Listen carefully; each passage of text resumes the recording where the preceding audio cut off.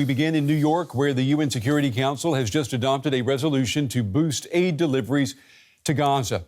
Russia and the United States abstained on the resolution, paving the way for the draft text to be adopted. A resolution needs at least 9 votes in favor and no vetoes in order to pass. The 13 other members of the council voted in favor. The vote was delayed for several days as U.S. diplomats haggled over the wording of the text. For more now, let's go to Washington to our correspondent, Janelle Dumalaon. She has been following the haggling that's been going on for days now at the UN Security Council. And it was about semantics, wasn't it, Janelle? Yes, this was an epic battle of semantics, and negotiators worked very hard to find wording that was acceptable, especially to the U.S. The U.S. had taken issue with language in the text, among them the call for a cessation of hostilities, as well as language in the text that provided for putting the UN in charge of inspecting aid deliveries to Gaza.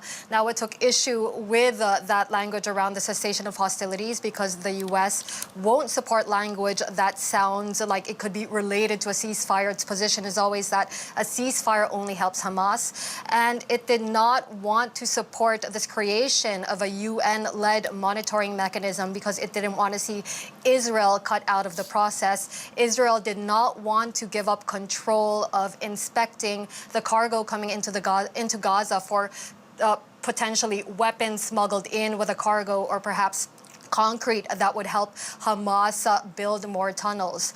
But clearly, the language was adapted in such a way that allowed the U.S. to accept this version, even though it did end up abstaining in the end, again, over language issues, because this resolution did not contain language condemning Hamas for its actions on October 7. But because all you need is 9 votes in favor and no veto, that is how we got the resolution passed today. And Janelle, we know the United States had vetoed the last 2 resolutions. Why do we see this change this time with the United States abstaining? You know, this time around, we could really see that the U.S. was trying to balance its support for Israel with its reluctance to veto yet another resolution and stand isolated on the world stage. It was the U.S.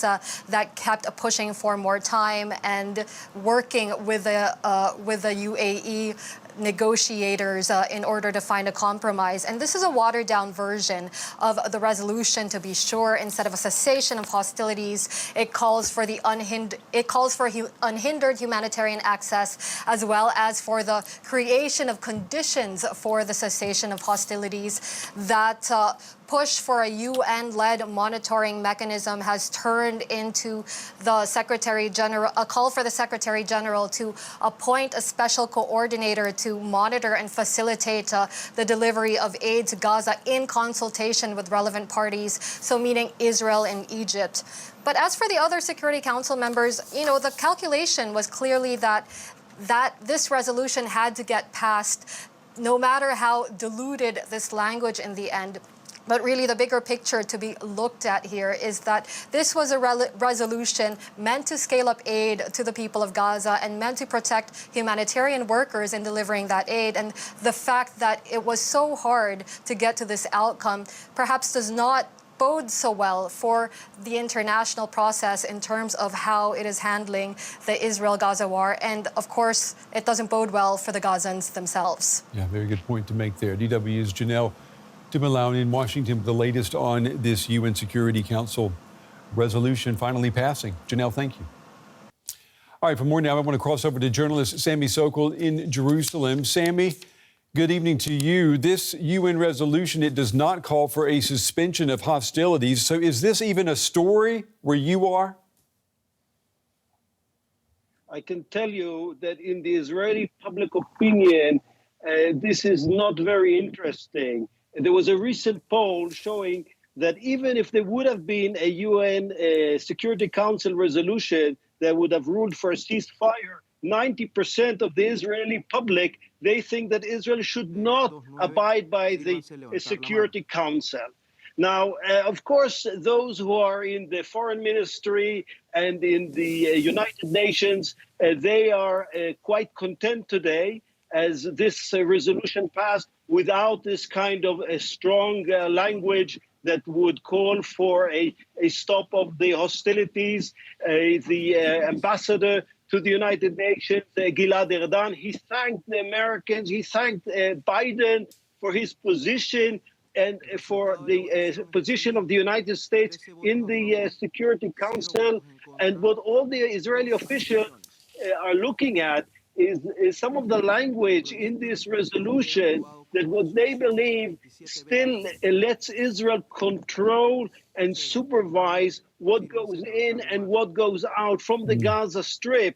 And this is something that many of the humanitarian organizations are concerned about.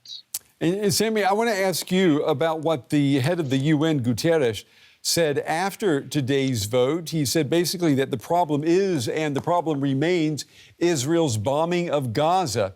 Has there been any reaction to that in Israel?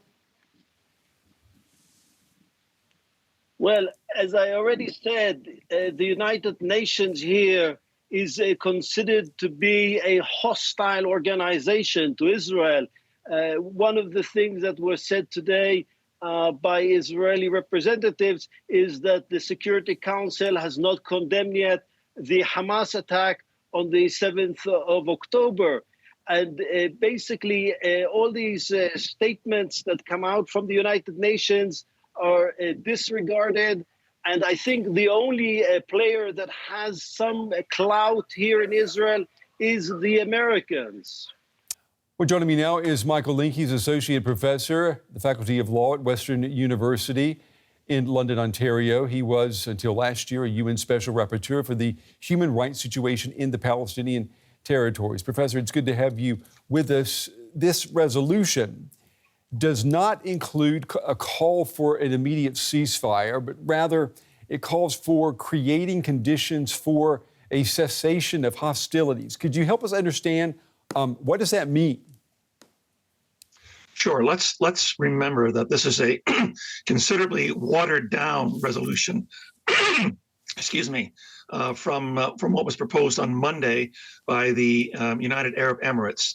There are three aspects of the resolution which we saw on Monday, which are not in the final version that was voted upon today, including a call for what was in them on Monday, urgent and sustainable cessation of hostilities, which I think is another word for a ceasefire. We know that a ceasefire resolution was overwhelmingly adopted by the UN General Assembly roughly 10 days ago, and this obviously is the mood of both the diplomatic world and public opinion around the world. What we have through the use of a threat of a U.S. veto at the Security Council is a resolution that calls for the upgrading of humanitarian aid to get into to Gaza. One of the areas where the U.S. was negotiating with other countries had to do with who was going to be the monitor of the aid going in. The resolution had called for the UN to be the exclusive monitor of the aid going in. This is what was a precedent we had with respect to aid going into Syria. The United States objected, and it's allowing, and the resolution, I think, opens the door to Israel also joining the possibility of being able to monitor the aid. The fear among many is that Israeli monitoring will be slow, will be laborious, and the aid won't be getting in as efficiently as it otherwise could. Professor, this resolution, it calls for things that are already enshrined in international law. I'm thinking of, for example, making it as easy as possible to get aid to civilians, calling for civilians to be protected. So you could understand someone on the outside maybe posing the question, well, what's the purpose of this resolution, actually? One may want to ask that question. The language of the resolution that was adopted earlier today removed language that was in the original resolution on Monday, which would have condemned indiscriminate attacks. Though that very phrase against civilians, that's now gone from the final version of the resolution. This is a bit of an irony, given that that wording itself was used by President Joe Biden over the last several weeks with respect to his criticism of the Israeli conduct of military operations there. all that the resolution really does is restate the importance and the centrality of international humanitarian law with respect to protecting civilians, which was already on the books, which virtually every country in the world had been asking Israel to keep. Yeah. So we're really, in many ways, no further ahead with respect to, I guess, assigning responsibility or accountability to Israel with respect to how it's conducted its military operations in Gaza. The resolution calls for a UN coordinator with staff at the border. To do what? Well, this is to monitor any aid going in as to whether or not it may also contain materials or weapons that might aid Hamas. As we know, the Karim Shalom crossing from Israel into Gaza was opened up finally under international pressure by Israel in the last 2 weeks. Some aid has been going in there, not enough nearly to meet the humanitarian needs there, but the aid going in through there, as well as through the Rafah crossing from Egypt into Gaza, will have monitoring by all parties, I think the resolution says, which would include Israel, so that it can be satisfied that nothing's going in that's going to aid Hamas. And I think that was a huge sticking point over the last 4 days in the negotiations between the Americans and the rest of the members on the Security Council. What about violations of this resolution? Are there consequences, or can anyone and everyone act with impunity? Well, what worries me in the watering down of this language we've seen over the last 4 days, and particularly the enormous gap between what the UN Security Council passed 10 days ago, the UN General Assembly passed 10 days ago, and what the Security Council has passed today, is, I suppose, assignment, even an indirect language of responsibility for the humanitarian catastrophe that we're seeing in Gaza and the extraordinary number of deaths of Palestinian civilians. The civilian death toll in Gaza, let's keep in mind, is the highest civilian death toll for such a short period of time, and for any conflict in the 21st century. We may have to go all the way back to Vietnam to be able to measure the amount of civilian deaths in such a short period of time. So there's really nothing in this language which appears to commit Israel to be more mindful in its operations. And Israel, of course, knows that it has the solid backing of the United States with respect to the diplomatic shield that the United States wields as a permanent member with veto power. For more, I want to bring in military analyst Frank Ledwidge. He is a former British military intelligence officer. He joins us from Oxford. Frank, it's good to see you. We appreciate you staying up on this Friday night to talk with us. The resolution, it has passed, but we just heard Antonio Guterres there single out Israel's offensive as being the real problem here, creating massive obstacles to aid shipments. This resolution is not going to change that, is it? Yes, well, there may also be a problem inherent in a terrorist group that murdered close on 1,300 people a few weeks ago and that refuses to surrender, notwithstanding the fact it's being pummeled and will certainly be militarily defeated. But there is some truth, of course, in the other way, well, a great deal of truth, that the damage created by Israel's offensive, whether willfully or otherwise, is continuing to cause problems. And it does seem, to put it mildly, and it does seem that most aid officials are saying that really this will make very little difference on the ground. And you can understand why, if you're responsible for a team of people going into such a place when you're not at all sure that bombs won't be landing either in your vicinity or upon you. You may be very reluctant to send that team in with whatever aid they have. And those very brave people will have to make that decision over the next few days. I will say one thing, though. There is a positive in this, that the appointment of a UN coordinator will create mechanisms, I think, which will be very, very important going forward. You know, Frank, days like today at the UN, they are considered a field day for cynics. I mean, we've got Israel being judged by the international community, being judged by its peers. But in this asymmetrical conflict, Gaza is not. And, I mean, it makes you wonder, so what's the whole point of it? I mean, what do you say to this? Yeah, well, Israel is being judged every single day, and I think there's a great deal of truth in the statements of Israel that people forget why this is happening in the first place. And I'm not going to repeat myself about the choices that are still inherent in or still open to Hamas, or the fact that they use their own people as human shields and are still hiding at least 130 hostages. But, you know, look, the UN can only do what it can do. And there are signals, I think, that they've given today. And particularly I've got regard here, and I think we must have regard to the signal given by the United States. And what I think would appear to a neutral observer is that United States, whilst offering a bone, as it were, to those looking for a ceasefire, is also sending a strong message to Israeli commanders, and I'm talking here Netanyahu and his team, to the effect that you humiliate us at your peril, and that our support, you cannot guarantee absolute and unquestioning support going forward, whatever the president says. I was quite surprised, notwithstanding the fact that there was no ceasefire in the final resolution. I was quite surprised that the US did not veto this again, as they have tended to do over the past few years, in fact decades, on behalf of Israel. So I think this will have provided some form of warning, as it were, to Israel, if not even a slap on the wrist, but something reasonably significant. I mean, as you said yourself in the introduction, words do count. Yeah. We are quickly approaching the end of this year. This war is 3 months old. I want to ask you, as a military man, what does the IDF, what does it have to show for its efforts for the past 12 weeks?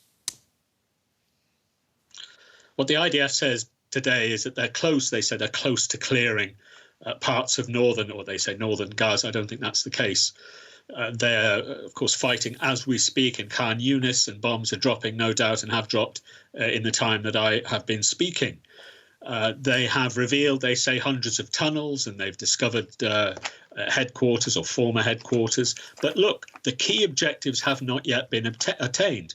They have not killed or captured any of the senior commanders involved in the atrocities on the 7th yet. I suspect they will in due course. We've had some false dawns there. And they've, you know, in a sense, to coin a famous Roman general, you know, we may have victory, but we preside over ruins. And those ruins, of course, will need to be dealt with in due course, which will require a military strategy, not only to deal with the relatively unimportant matter of the buildings, but the vital issue of the people. And by conducting the campaign in the way they have, which some might say, at the very best, is verging on the reckless, and others may say, well, at the very least, they're not deliberately, and I would, very deliberately killing civilians. What they are doing is creating a situation over the next few years where they're going to have to be dealing, and we all know this, with an insurgency. Now, whether you can call that a success is highly debatable. So it's one thing having or attaining your tactical goals, which the IDF probably will over the next month or two, or probably 3 months, notwithstanding the fact they may then turn north, God forbid, into Lebanon. Let's see. But the strategic element, the long-term political element, how many insurgents have they created in the manner of victory? And without a political strategy, something to hang on to, something for the people of Gaza and indeed the people of the Palestinian territories to look to as some kind of future, they're looking really at a political wasteland. And I think still the Americans are putting pressure on them to come up with some kind of workable strategic solution to this with very limited success. So look, there are tactical gains. They're doing militarily what we all thought they would, but I think strategically, we're still at a dead end. Military analyst Frank Ledwidge. As always, Frank, we appreciate your time, and you've been with us throughout all the year. We appreciate your candid analysis. Very valuable. There's so many flashpoints around the world. Thank you.